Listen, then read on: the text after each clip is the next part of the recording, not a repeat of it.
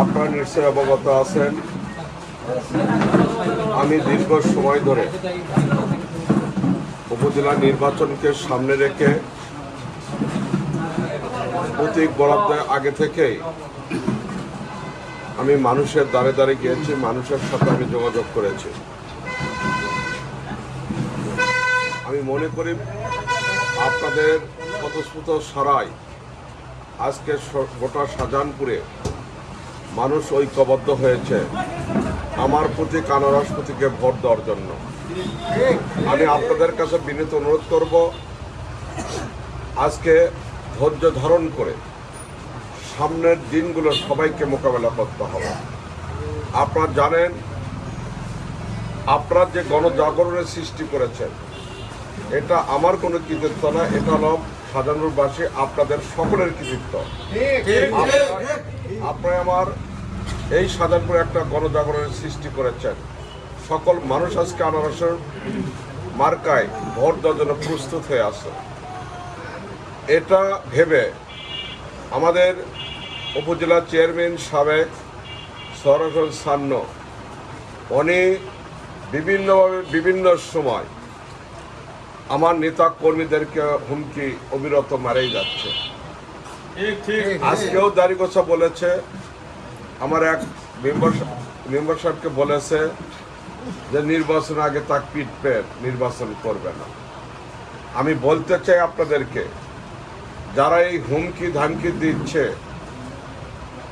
সাংবাদিক বন্ধুদের মাধ্যমে বলতে চাই, ওনার পায়ের নিচে মাটি নাই। ওনার পায়ের নিচে মাটি নাই বিধায় উনি আজকে আবল তাবল কথাবার্তা বলছে। মনে করি এবং শাহজাহানপুরের মানুষ মনে করে উনি একটা দায়িত্বশীল ব্যক্তি, উনি দায়িত্বশীল আচরণ করবে, এটা হলো প্রত্যাশা। কিন্তু যখন সীমা লঙ্ঘন করবে, তখন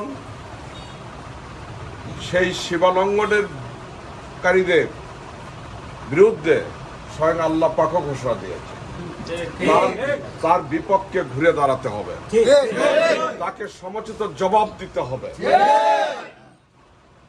উনি মানুষকে মারিয়ে নির্বাচন থেকে সরে দাঁড়াতে চেয়েছে, আর আমি মানুষকে রক্ষা করতে যদি আমার নির্বাচন থেকে সরে দাঁড়ান লাগে, আমি প্রস্তুত।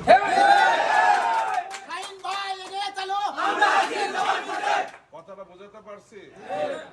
উনি এই শাহজাহানপুরে সন্ত্রাসী চাঁদাবাজের ধোঁয়া তুলে উনি তার নিজের মুখোশকে আড়াল করতে চেয়েছে। ওনার নিজের মুখোশ এই এলাকার মানুষ সবাই জানে।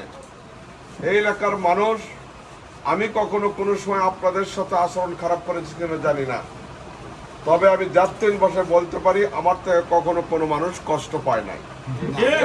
তো আজকে ওনার দ্বারা এই এলাকার মানুষ কত নির্যাতিত নিপীড়িত। গতবার এই এলাকার তসলিম চেয়ারম্যান ছিল, উনি আর ইউনিয়নের সুযোগ্য একজন চেয়ারম্যান, তিনবার নির্বাচিত ছিল। গত নির্বাচনে উনি সেই তসলিম চেয়ারম্যানকে বেধড়ক পিটিয়েছিল। উনি এই এলাকার অনেক মানুষকে পিটিয়েছে, মানুষকে দাবান সাহায্য করেছে, চাঁদাবাজি করেছে। আমি 3টি বছর, এই 9 মাইল হাট সরকারি কোনো ডাক ছিল না, 3টি বছর এই এলাকার মানুষের উপর চাঁদাবাজি করে হাটের খাজনা আদায় করেছে। হাটের তো কোনো খাজনা ছিল না, তাহলে তুমি একজন চেয়ারম্যান হিসেবে তোমার ছেলে পেলে দিয়ে তুমি নিজে ওই হাটের কেন খাজনা আদায় করলে? মানুষের উপর থেকে কেন ট্যাক্স বসালে? মানুষ কেন ক্ষতিগ্রস্ত হলো? আজকে বিভিন্ন জবাব সময় এসেছে। গতবার আপনাদেরকে বলেছে তোদের ভোট দেওয়া লাগবে না, তোরা আলু কুড়া। এবার এইগুলো আলু কুড়াতে হবে না, এইবার ভোট সেন্টারের সকলে আনারস মার্কার অতন্ত্র প্রহরী হিসেবে আপনারা কাজ করবেন, এটা আমাদের অভিযোগ। বিজয় না আসা পর্যন্ত ভোট সেন্টার আপনারা কেউ ত্যাগ করবেন না। কোনো অপশক্তি, কোনো পেশি শক্তির কাছে আমি কখনো কোনো সময় মাথা নত করি নাই, মাথা নত করব না। আজকে যে জিনিসটা আমি বলতে চাই, আমি ওসি সাহেবের কাছে বললাম একজন একজনকে হুমকি মেরেছে, বাজারে প্রকাশ্যে হুমকি মেরেছে, উনি বলেছে তদন্ত করব। আমি আপনাদের মাধ্যমে প্রশাসনের কে উদাত্ত আহ্বান জানাই, নির্বাচনে আইন শৃঙ্খলা পরিস্থিতি জিরো টলারেন্সে রেখে শক্ত হাতে হ্যান্ডেলিং করার জন্য। আমি মনে করি যদি বৈরী আচরণ করা হয় কোনো প্রার্থীর ওপর, তাহলে আমরা এই এলাকার মানুষকে নিয়ে রাস্তায় নেমে তার প্রতিবাদ করতে বাধ্য হব।